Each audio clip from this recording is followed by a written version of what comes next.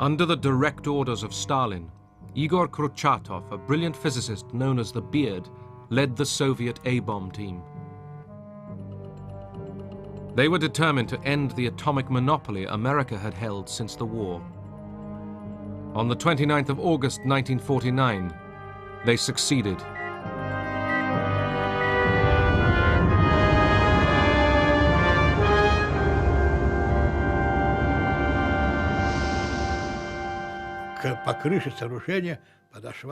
The shockwave approached and knocked on the roof of the bunker.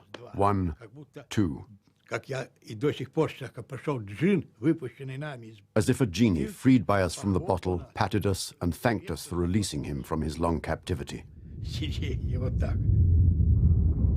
The nuclear arms race had begun.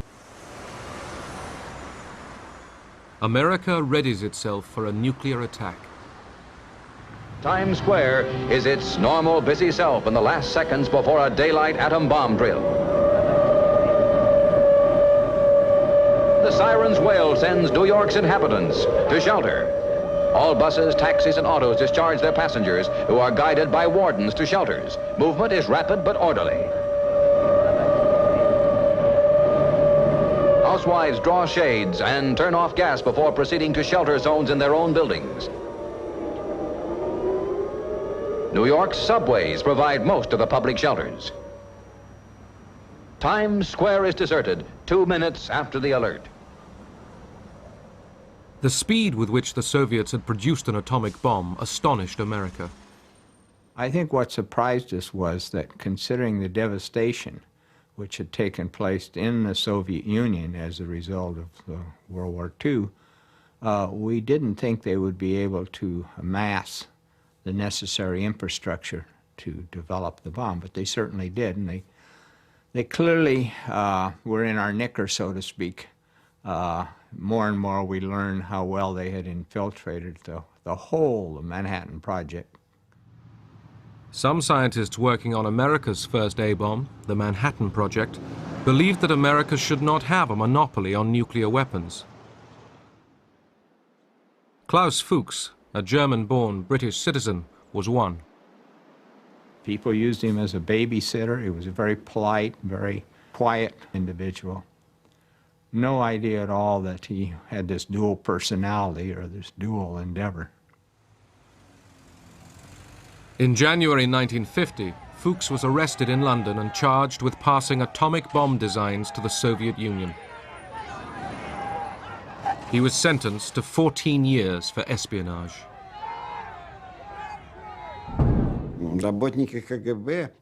KGB agents believed that they brought over all the drawings, and the scientists simply copied the information they brought back. Scientists say the intelligence data was very important. The engineers were less enthusiastic. They said, so what if we had the information? How to make it, how to use it, that was not clear. The United States looked to its scientists to regain the lead. At the Los Alamos nuclear laboratories, they planned the hydrogen bomb. We thought at that time of atomic bombs as being limited in yield to approximately the yield that had been used in the war in Japan, whereas we thought of hydrogen bombs as being absolutely unlimited in what the yield could be, and more specifically, we thought of the hydrogen bombs as being 1,000 times as big as atomic bombs, just as atomic bombs had been 1,000 times bigger than the chemical bombs used in World War II. This enormous destructive power shocked Robert Oppenheimer, former leader of the Manhattan Project. He and several of his colleagues argued that such weapons put the whole world at risk. If there's another world war, this civilization may go under. We need to ask ourselves whether we're doing everything we can to avert that. America feared that if it didn't build an H-bomb, the Russians would. President Truman gave the go-ahead. The Pacific atoll of Eniwetok was chosen to be the site of the world's first thermonuclear explosion. By 1952, Operation Ivy was ready. It required a huge refrigeration system, weighed over 82 tons, and was 20 feet high. In less than a minute, you will see the most powerful explosion ever witnessed by human eyes. The blast will come out of the horizon just about there. And this is the significance of the moment. This is the first full-scale test of a hydrogen device. If the reaction goes, we're in the thermonuclear era. For the sake of all of us, and for the sake of our country, I know that you join me in wishing this expedition well. It is now 30 seconds to zero time. Put on goggles or turn away. Do not remove goggles or face burst until 10 seconds after the first light. Minus 10 seconds. 9er, 8, 7, 6, 5er, 4, 3, 2, 1, T0. On November the 1st, 1952, the world's first hydrogen bomb exploded with a force equivalent to over 10 million tons of TNT. 1,000 times the power of the bomb dropped on Hiroshima. You don't know what heat is until you've seen the heat from a 10 megaton hydrogen bomb. It doesn't stop. It just gets hotter and hotter, and you start to really worry, even though you're 20-some miles away. And of course, the whole island disappeared too, which was subsequently very impressive. And the whole lagoon was just sort of a milky white. And then we were asked to go collect samples, so we got in a little motorboat with buckets and went charging into the crater, scooping up the radioactive material and taking it back for the chemists to analyze so we could determine the yield. But we were young, and it was a lot of fun. In 1952, General Dwight D. Eisenhower, the former Supreme Allied Commander, campaigned to succeed Truman. Ike was determined not to get caught in any more conventional wars. Better, he thought, to threaten the use of America's growing nuclear arsenal to deter its enemies. Besides, you got more bang for your buck. Moscow was warned that any further aggression could involve massive retaliation. By 1954, Russia was changing. Stalin was dead, and a struggle for power was taking place between Nikita Khrushchev and Georgy Malenkov.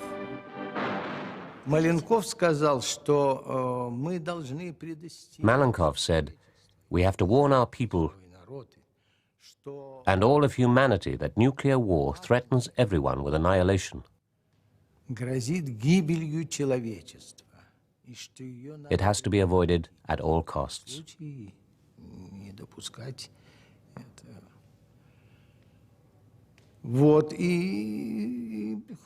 But Khrushchev saw this as an attempt to disarm and weaken the Soviet people. Later that year, the Soviet leadership witnessed a demonstration of their nuclear power. Атомная бомба сброшена.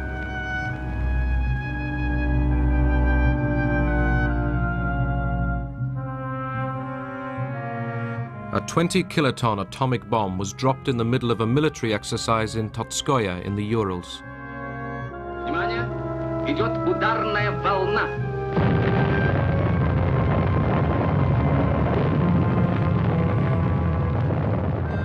As the bomb exploded, troops were sent in to storm the radiated area.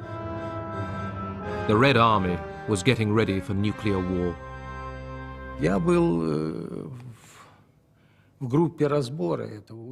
I was a member of the assessment team for that exercise. I remember very well how Marshal Bulganin, the Minister of Defense, stated that nuclear weapons were not as frightening as we had been warned by the imperialists.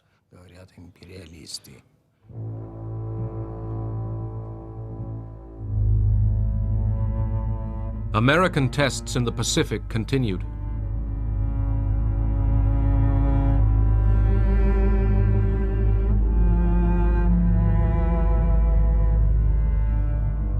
In 1954, shrimp was expected to explode with a force of about 5 megatons, but the calculations were wrong. Winds spread radioactive fallout much further than expected. We had not been prepared to have such a high yield, so the fallout area was much larger. And unfortunately, there was a Japanese fishing vessel, I think called the Lucky Dragon, where some of this fallout came down on them. And they had no information as to what this was. They were a long ways away, and before any information got to them or they were detected, some of the people did suffer some radiation effects. The fishermen had been over 80 miles away when they were caught in a cloud of radioactive dust.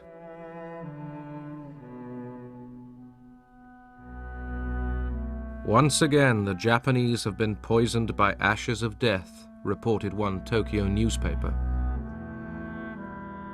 All 23 crewmen fell ill. One died. I thought it was unfortunate that human beings had been affected, but people get hurt in all sorts of things all the time. I don't see why the public reaction was quite so strong, although the media has a tremendous effect on the public reaction.